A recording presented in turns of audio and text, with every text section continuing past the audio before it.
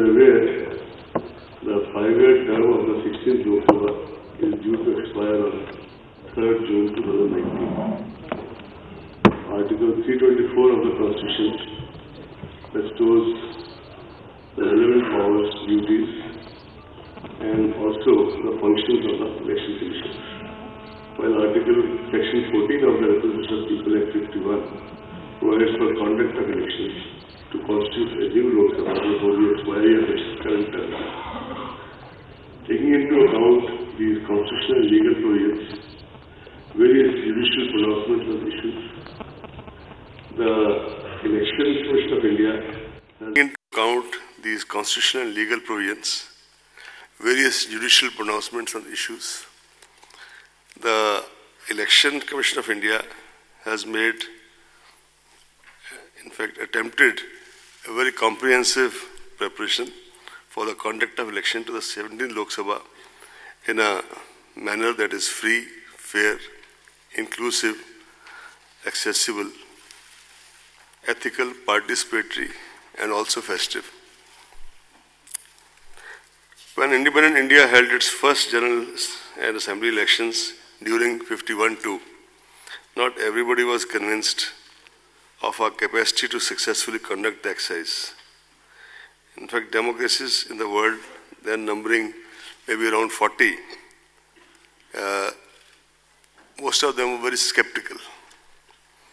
But India, by conducting our elections, emerged as a, should I say, beacon light for the emerging democracies all over the world. The scale and complexity of the elections has only grown since then. The population of India increased 3.3 times between 91 and 2001 census. But there are other statistics also which have gone up sharply, as expected. Mahatma Gandhi said, democracy must, in essence, mean the art and science of mobilizing the entire physical, economic, and spiritual resources of all the various sections of people in the service of the common good of all. Keeping all this in view, this commission started preparing for elections for quite some time. We started with organizing a series of meetings with chief electoral officers of all the states and UTs in order to review various aspects of election preparedness. Video conferences with the chief secretaries, DGs, home secretaries, chief electoral officers, and police nodal officers from MHA and as well as from the states were held on 21st, 22nd, and 28th January to assess the overall law and order situation, state or UT specific areas of concern, and deliberate on the quantum of central armed police forces required. Several rounds of discussions were held with the Ministry of Home Affairs at the level of our officers, and we also had an in-depth discussion with the Union Home Secretary and his team. The Commission also held deliberations with several key departments, especially railways, in order to ensure smooth movement and facilitation during the conduct of elections. To get a first-hand knowledge of the status of poll preparedness in the states, we visited several states and UTs to review the poll preparedness. During these visits, there is a standard SOP which is followed by the Commission, and not just us, but before us also. This has been a tradition that first of all we start with interaction with the political parties. After that, we have the presentations by the CEO of the state, the police nodal officer of that state, and the central nodal officer from whichever CPF is designated for that state or UT. After that, we have a fairly in-depth interaction lasting maybe sometimes 10 to 12 hours, if not more, the collectors, SPs, IGs, commissioners of police, wherever there is commissioner system, and all their colleagues. This is followed by a meeting with the central government regulatory departments, income tax, state excise, central excise, in order to talk about the expenditure monitoring. Then there is a meeting with the Chief Secretary, Home Secretary, and their colleagues, DGP and their colleagues. After doing all this, we report back to the media in a press conference in the state. And same process was followed this time also. While finalizing poll dates, examination schedules of various state boards, CBSE, other relevant factors like various festivals, including festivals which have religious kind of bindings, for example, when people are fasting, etc. Harvest season in certain parts of the country, as well as the inputs obtained from the weather department, are also adequately factored in. In fact, behind the scenes, I would like to tell you that our colleagues, the senior deputy commissioner and all his colleagues, they have been slogging for maybe months together to work out all these things. They do every time, they have done this time also. The Commission firmly believes that the purity of electoral roll is the foundation of credible elections. We have been constantly monitoring the health of the rolls in the country, and after the introduction of Aeronet, now we have a pan-India monitoring systems here in Delhi. The electoral rolls have been revised with reference to 11/2019 as qualifying date. Process of continuous updation shall continue till the last date of filing nominations. Total electorate in the final published roll would be in the vicinity of 900 million compared to 814.5 in 2014. This marks an increase of 84.3 million voters since 2014. There are 15 million voters in the age group of 18 to 19, 38,325 third gender others, 71,735 overseas electors, service electors more than 1.6 million, 99.36 electors have EPIC cards. 23 states and UTs have 100% EPIC coverage. The Commission continues to try the maximum coverage of EPIC still. In this direction, some major initiatives were taken. VVIP, Voter Verification and Information Program, launched to aid voters in checking their names in the rolls. Toll-free 1950 for checking names through SMS. Special camps organized for enrollment of eligible voters who are left out. No suo motu deletion of names after final publication of electoral roll is permitted. No deletion modification after 10 days of announcement of elections without prior approval of the Commission. Official voter slips, including those in Braille for our voters, for persons with disability voters. This is distributed or shall be distributed at least 5 days before the poll to all enrolled voters. This process is rigorously monitored and schedule of distribution shared with the public representatives. In fact, at every stage, all these things are shared with the public representatives. However, we would like to make it clear that photo voter slip issued at the last minute shall be used for guidance, but not as a proof of identity in the polling stations.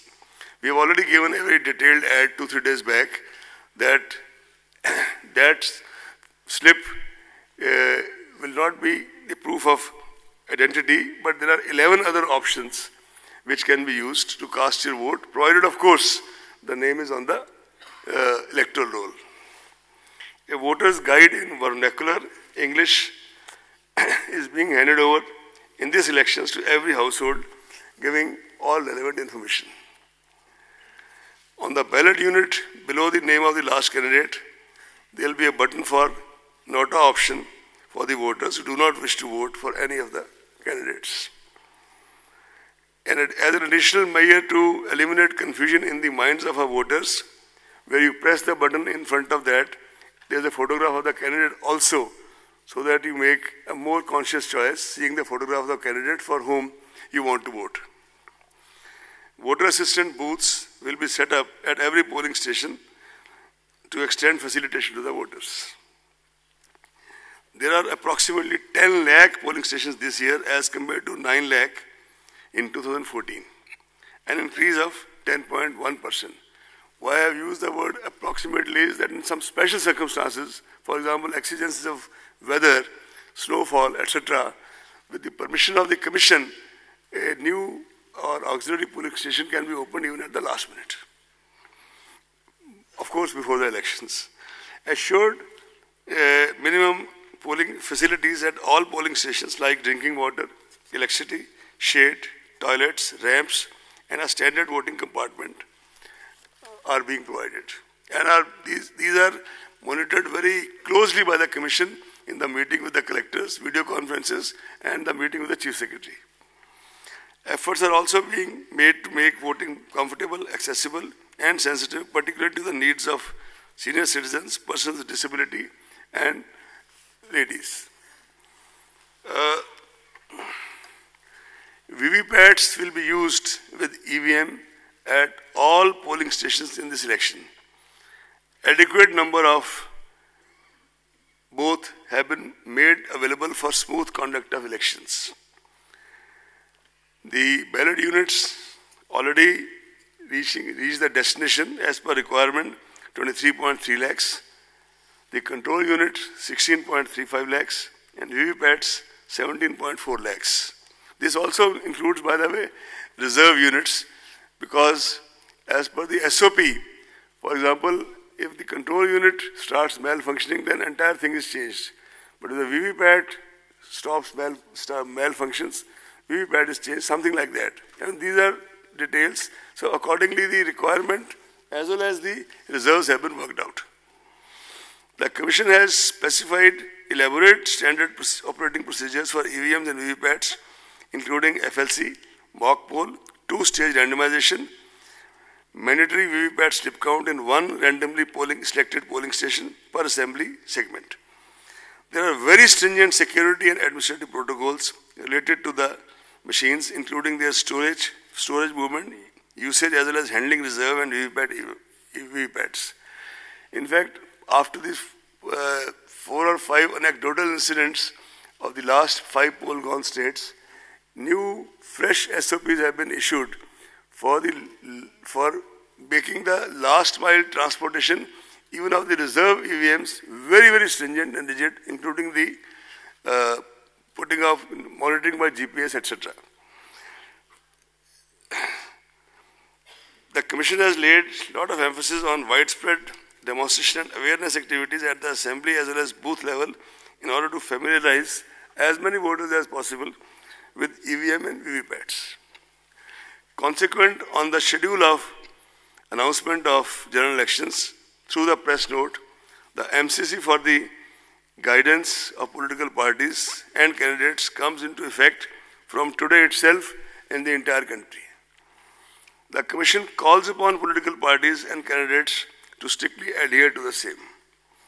Elaborate arrangements have been made to ensure effective implementation of the MCC, and any violation, repeat, any violation will be dealt with in the strictest manner. All the candidates are required to file an affidavit in Form 26 along with their nomination papers, which includes information on their criminal antecedents, if any, assets, liabilities, and educational qualifications. As all of you are aware, recently all the proposals of the Commission regarding the expansion of and revealing more information, including of HUF, was accepted by Ministry of Law, and accordingly the Form 26 has been already revised and circulated all over. This format was amended on 26 February 2019.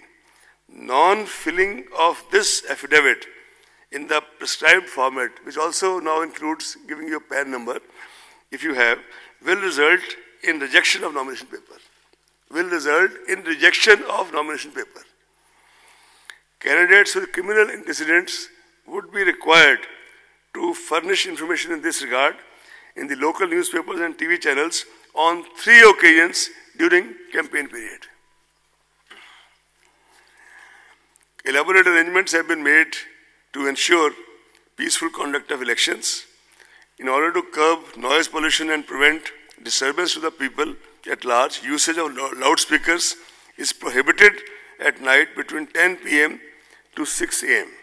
No loudspeakers permitted at all during the period of 48 hours ending with the hour fixed for conclusion of poll in the polling area.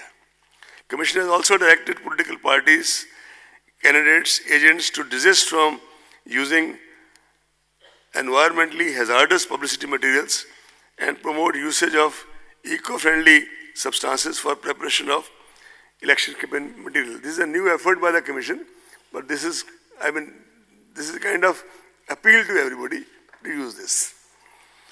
CAPF, Central Police Forces, are going to be deployed in large numbers, the numbers can't be discussed, to ensure free and fair elections well in advance for area domination, especially in areas which are very, very sensitive, route marches and patrolling to enhance confidence and reassure the voters. Targeted deployment of Central Forces in all expenditure-sensitive constituencies all over the country. They will also undertake special confidence-building measures through route patrolling and route marches in order to bolster especially the confidence of weaker sections of the society, weaker and more vulnerable sections of the society. Preventive measures are being taken by the district magistrates and police authorities to maintain law and order. Commission lays equal emphasis on sufficient deployment of video cameras, CCTVs and webcasting, especially at the critical and vulnerable polling booths. All critical events shall be videographed. Commission appoints sufficient number of general observers, police observers, expenditure observers, awareness observers and micro observers to closely monitor various stages of the election process. Control rooms and complaint monitoring systems are set up with 24 hours toll-free numbers.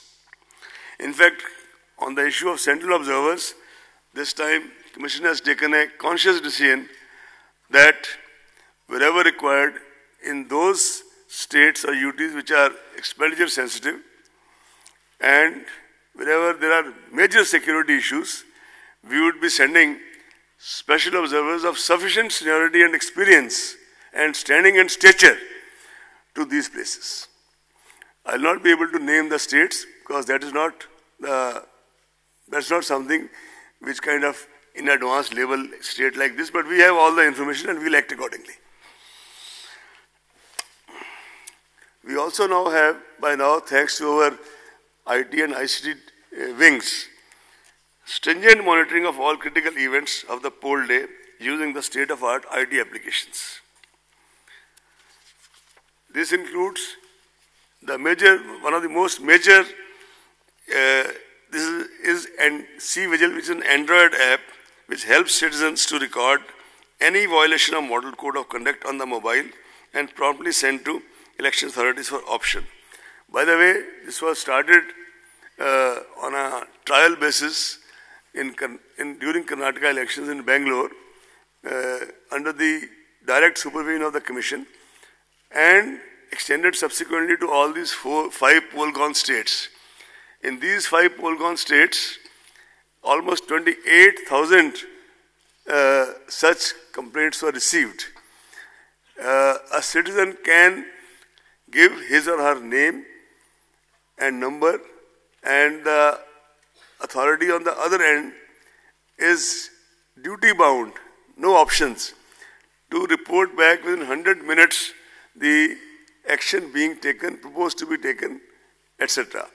If a particular complainant feels vulnerable or is making a complaint about, say, large cash transaction happening somewhere and doesn't want his or her name to be revealed, in that case, the Commission will get it published in the local newspapers so that he or she becomes aware of the action taken and her privacy also protected.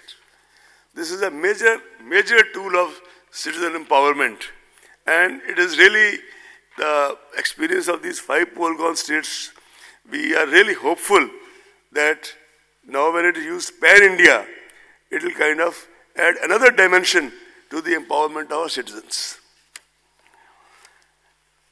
We also have started a PWD app for persons with disability for registration, modification, as well as to ask for doorstep facilities and wheelchair on the day of poll.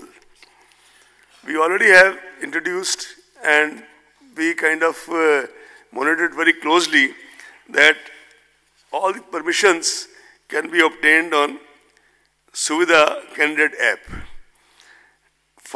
and they can also track their status.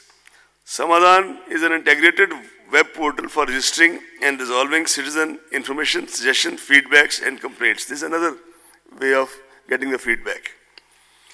As you are aware, the Commission for many years, under one of its former CECs, had started systematic voters education and electoral participation, that called SWEEP. This program is basically for dissemination, advocacy and communication. And for this, comprehensive measures are undertaken for enhancing our contact with the voters and increasing their participation in this largest festival of democracy, Desh Ka Mahatyauhar. This is being personally monitored by steered and monitored at the level of bureaucracy in the Commission by senior DEC, Administration and Planning, and his other colleagues, and Commission itself takes very regular account of this. Comprehensive measures are also being taken to reach out to the voters in the remotest corners through folk art, festivals, local festivals, Nukkad Nataks, and this time also we've started extensive use of community radio, and we are also embarking on the area of how to kind of, besides the print and electronic media, how to kind of enlarge our outreach through social media. The Commission has always considered engagement, considered media as an important ally and a rather potent force multiplier in ensuring an effective and efficient election management. Hence, the Commission has directed all CEOs of the poll-going states to have positive and progressive engagement and interaction with the media. Commission also requests the media to play a positive, proactive and constructive role in supplementing and facilitating our efforts towards delivery of free and fair elections. Certification and monitoring committees have already been constituted at all the states and districts to deal with the problem of paid news and other media-related violations and pre-certification of political advertisements on electronic media. An additional member, a social domain media expert, is included now in the membership of the MCMC, this Media Certification and Monitoring Committee at the state and district level, so as to get inputs from his or her side. Candidates are required to furnish details of their social media account. All political advertisement on social media will also require pre-certification.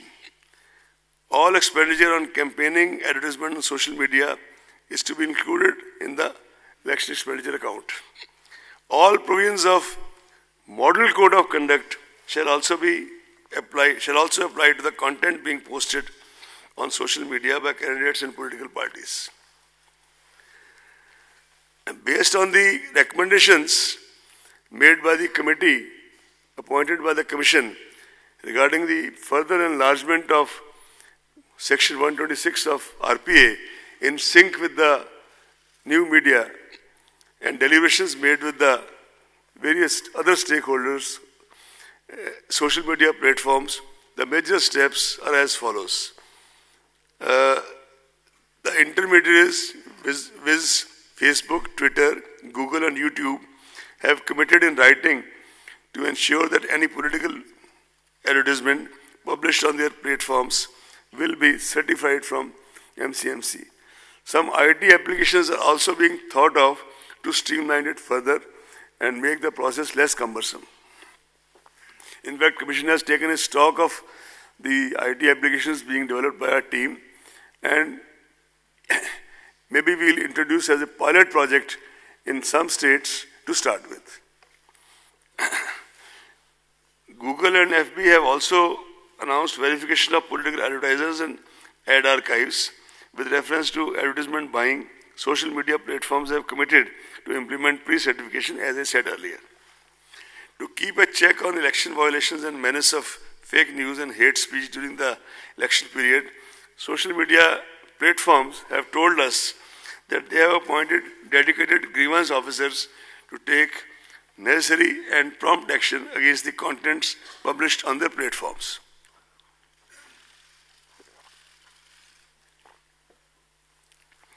Social media platforms have committed to take action on any content reported by designated officers of ECI also, which violates various electoral laws.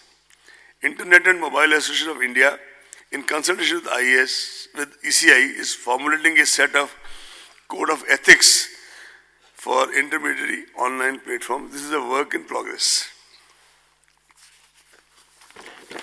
Now I will start reading what you all have been waiting for.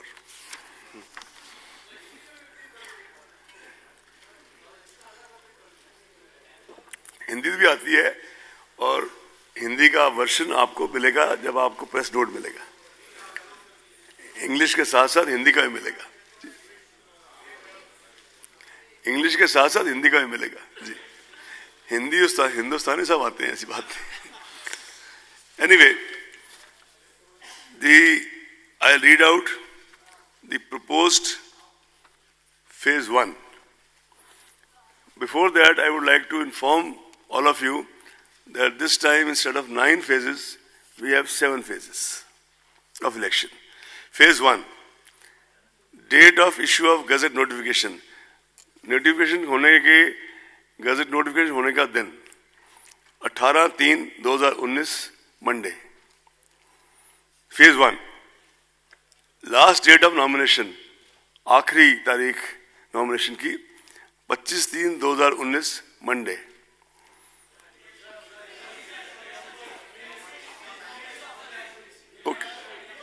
Okay. Last date of nominations 25th March 2019 Monday. Date for scrutiny of nominations 26th March 2019 Tuesday. Last date for withdrawal of candidature 28th March Thursday. Date of poll first phase 11th April Thursday. Date of counting 23rd March Thursday. 23rd May 2019. Sorry. Or date before election shall be completed 27th May 2019. Phase 2. Date of issue of gazette notification 19th March. Last day of nomination 25th March. 26th March. Date for scrutiny of nomination 27th March. Last date of withdrawal 29th March. Date of poll 18th April. Date of counting same 23rd May. Phase 3. Date of issue of notification 28th March. Last day of nomination 4th April. Date of scrutiny 5th April. Last date of withdrawal of candidature 8th April. Date of counting, of course, 23rd. Date of poll 18th April. No, we are sending you all this by, after I have read it through, you are getting it out by soft copy, almost right away.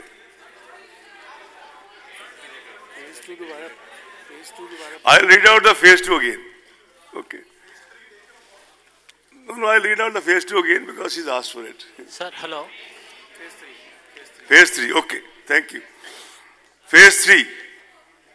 Phase 3, date of issue of Gazette notification, 28th March.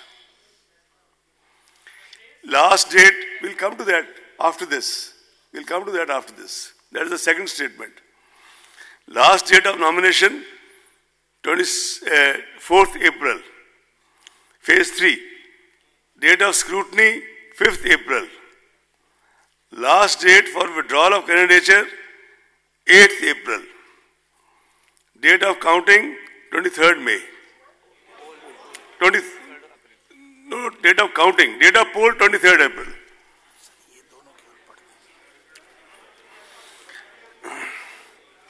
Phase 4. 23rd April. 23rd April. Is it clear now? Phase 4. Date of issue of notification, 2nd April. In fact, the most important are 2 dates that I can give you instead of giving you 7 dates. The date of poll, 29th April. And a date of counting, same. Phase 5. Date of issue of Gazette notification, 10th April. Date of poll, 6th May. Phase 6. Date of issue of Gazette notification, 16th April. Date of poll, 12th May. Phase 7. Date of issue of Gazette notification, 22nd April. Date of poll, 19th May. And all, sorry, I will repeat the date of poll. First phase, 11th April. Second phase, 18th April. Third phase, 23rd April. Fourth phase, 29th April.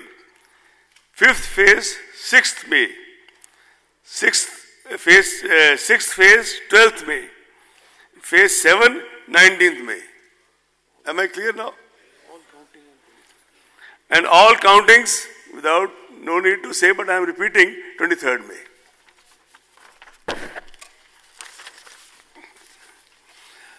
Now the Lok Sabha state-wise details if you want, or otherwise I will just tell you that in phase 1, there are total 543 constituencies as you are all aware. Phase 1 is 91. In 20 states. Phase 1 is 91 in 20 states. Phase 2 is 97 in 13 states. Phase 3 is, Phase 1 is 91 constituencies in 20 states. Is it clear? Phase 2 is 97 constituencies in 13 states. Is it clear? Phase 3 is 115 constituencies in 14 states. When I say states here, it also means states and UTs. Phase 5 here, Phase 4 is 71 constituencies in 9 states.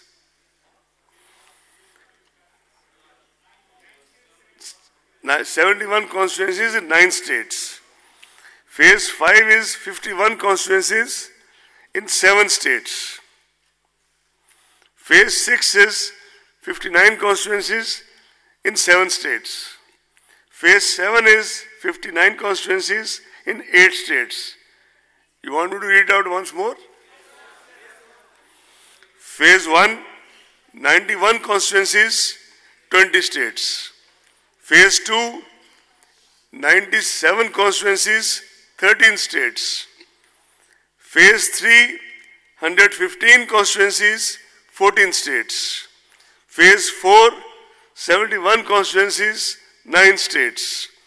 Phase 5, 51 constituencies, 7 states. Phase 6, 59 constituencies, 7 states. And Phase 7, 59 constituencies, 8 states. The notification, the formal notification of by-elections, all the seats, etc., is being made separately, today itself. Jammu Kashmir.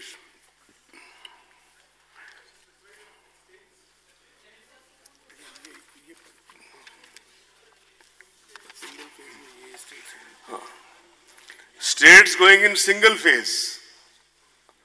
Andhra, Arunachal. Before now reading further, it must be clear that they will be overlapping. Same state would be named maybe in 2 phases or 3 phases. But still I am reading, I start reading now.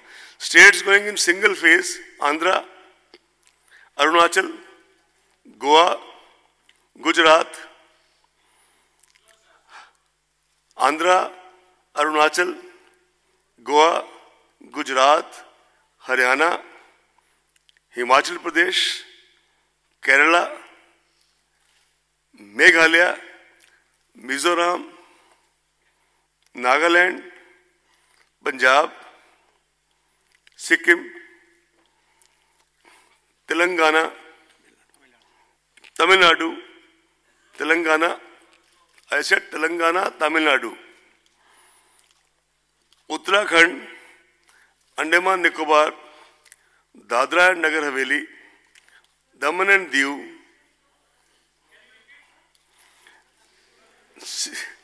all right. You have waited for so long, I'll repeat. Tamil Nadu, Telangana, Uttarakhand, or you want me to repeat from the beginning? Andaman Nicobar, Dadra Nagar Haveli, Daman and Diu, Lakshadweep, Delhi, Pondicherry, Chandigarh. In all 22 states going in single phase. States undergoing 2 phases. Karnataka,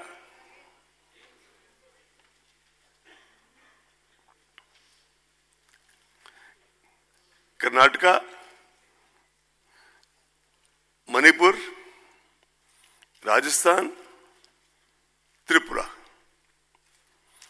States undergoing 3 phases. Assam, Chhattisgarh. States undergoing 4 phases. Jharkhand. 3rd phase, Assam, Chhattisgarh. 3 phases. 4 phases, Jharkhand, Madhya Pradesh, Maharashtra, Odisha. Jharkhand, Madhya Pradesh, Maharashtra, Odisha. 5 phases, Jammu Kashmir. 6th phase, no state. 7th phase, Bihar, Uttar Pradesh, West Bengal. Uttar Pradesh, West Bengal.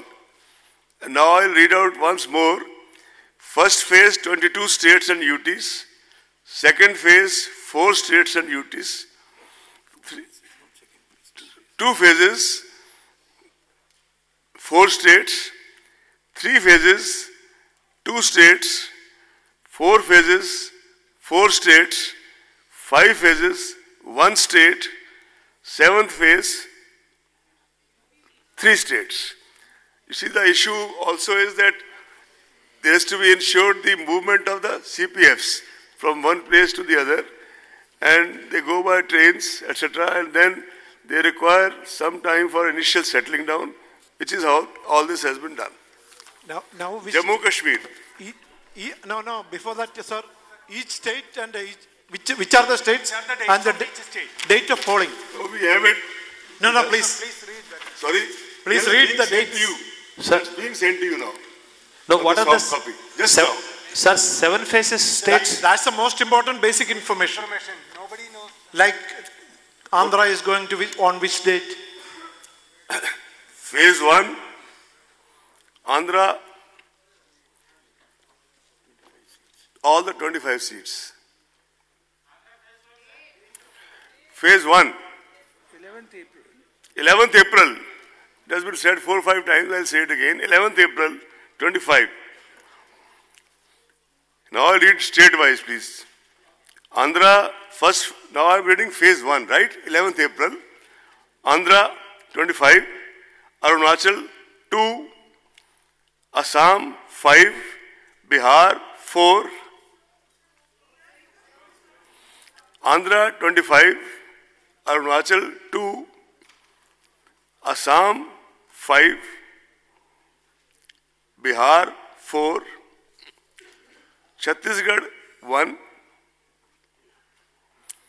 Jammu Kashmir, 2. Maharashtra, 7. Manipur, 1. Meghalaya, 2. Mizoram, 1. Nagaland, 1.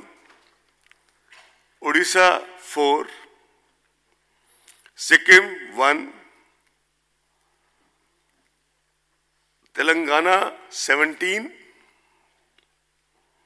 Tripura, 1. Uttar Pradesh, 8. Uttarakhand, 5. West Bengal, 2. Andaman Nicobar, 1. Lakshadweep, 1. Total, 91. Am I clear now? Phase 2. Assam, 5. As said earlier, phase 2 starts from 18th April. Assam, 5. Bihar, 5. Chhattisgarh, 3. Jammu Kashmir, 2. Karnataka, 14, 1-4. Maharashtra, 10. Manipur, 1. Odisha, 5. Tamil Nadu, 39. Tripura, 1. Uttar Pradesh, 8.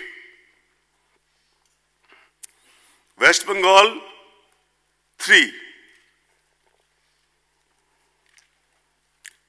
Puducherry, 1.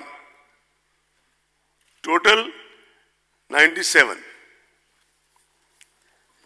Phase 3, starting from 23rd April, Assam, 4.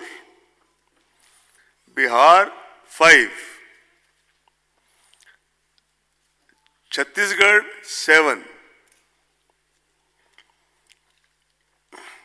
Gujarat, 26.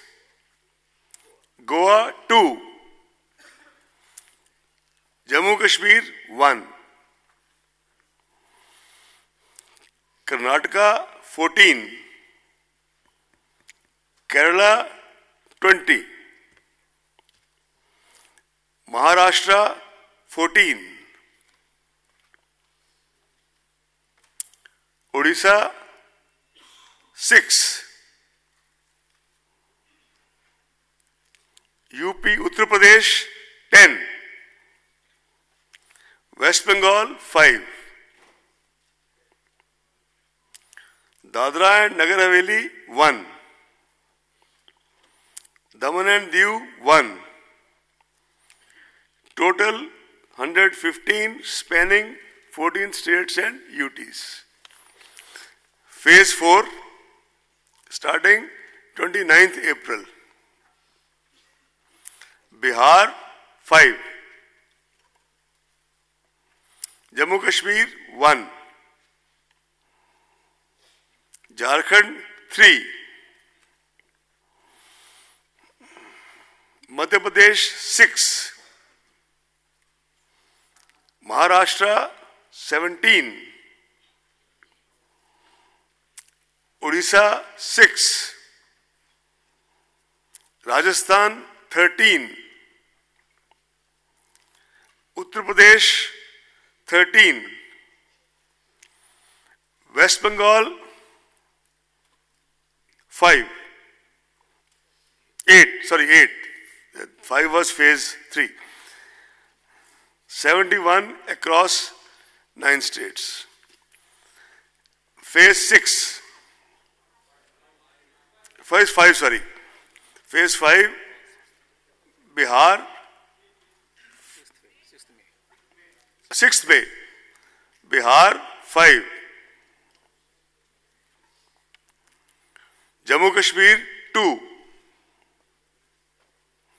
Jharkhand 4, Madhya Pradesh 7, Rajasthan 12, Uttar Pradesh 14, West Bengal 7, total 51.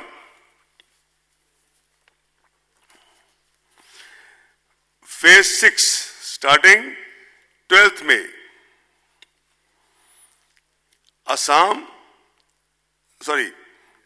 Bihar 8, Haryana 10, Jharkhand 4, Madhya Pradesh 8, Uttar Pradesh 14, West Bengal 8, National Capital Territory of Delhi 7, Phase 7 starting 19th May. Total Phase 6 59. Phase 7 starting 19th May. Chhattisgarh 8. Bihar 8. Not Chhattisgarh, Bihar, I stand corrected. Jharkhand 3. Madhya Pradesh 8. Rajasthan 13.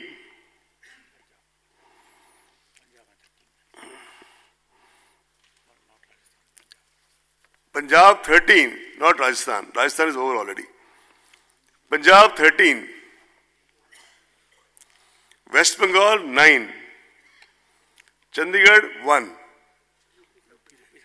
And UP 13. Himachal 4. Total 59. This is the states.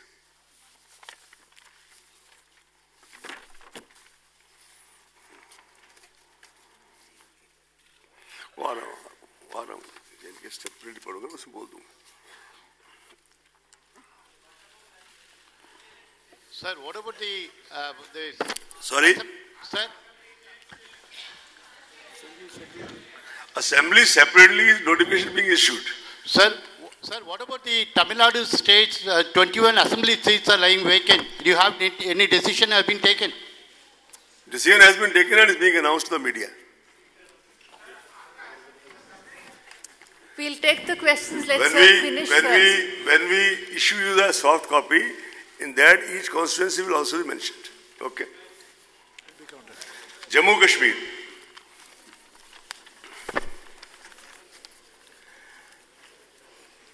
After holding elections in Jammu Kashmir, the Commission has been continuously assessing the prevailing situation in the state, requirement of central forces and other logistics for elections, requirement of the security for the candidates, and preparedness of the state for the election on key factors, including the recent developments. The Commission had conducted several rounds of review meetings with state administration of Jammu Kashmir, with MHA, including Home Secretary and his team. State government of Jammu Kashmir and the Union Home Ministry had sent detailed and specific inputs to the Commission regarding holding elections in the state. In fact, we had sought the comments from the MHA quite early to assess the situation and level of preparedness. Commission had recently visited J&K and had detailed meetings with all the political parties, important central and state agencies, district authorities, Chief Secretary, DGP, and others. Based on all these inputs and recommendations from the states, state government, Home Ministry, political parties, other stakeholders, constraint of availability of central forces and other logistics, requirement of security forces for security of candidates in wake of the recent incidents of violence in the past, recent past, and keeping all other challenges in mind and keeping a totality of views, the Commission has decided at this stage to announce only schedule of the Parliament elections in Jammu Kashmir. The Commission will be regularly and on real-time basis monitoring the situation in Jammu Kashmir and continue to take inputs from all necessary quarters, and decision-taking holding legislative assemblies in Jammu Kashmir will be taken soon. The Commission has also decided for more effective monitoring to appoint 3 special observers of Jammu Kashmir. Shri Noor Mohammed, IAS of 77 batch retired, IAS 77 batch retired.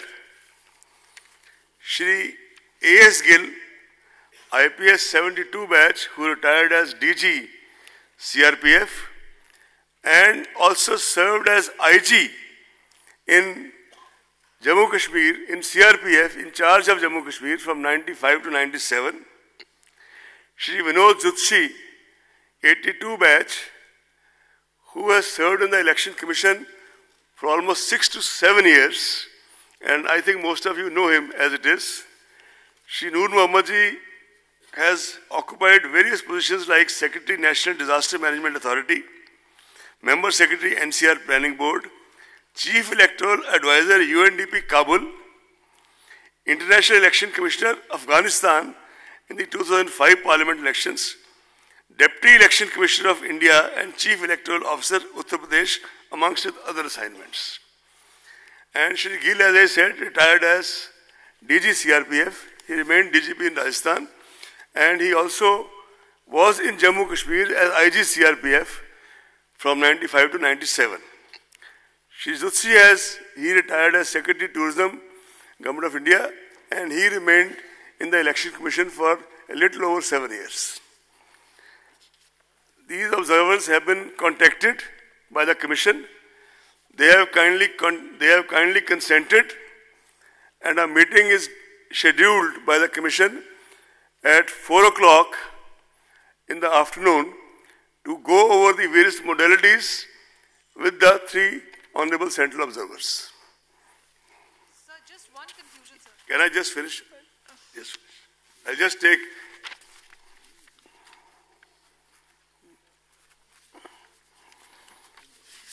As far as the other,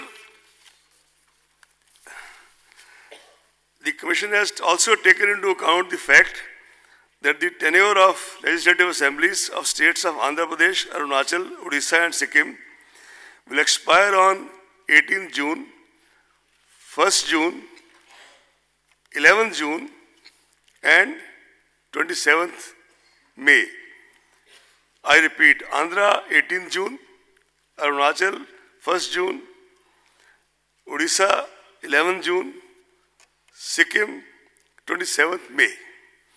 After taking into account all these relevant factors, the Commission has decided to hold elections for these legislative assemblies for these 4 states simultaneously with the general elections to the 17th Lok Sabha. elections to the different assembly constituencies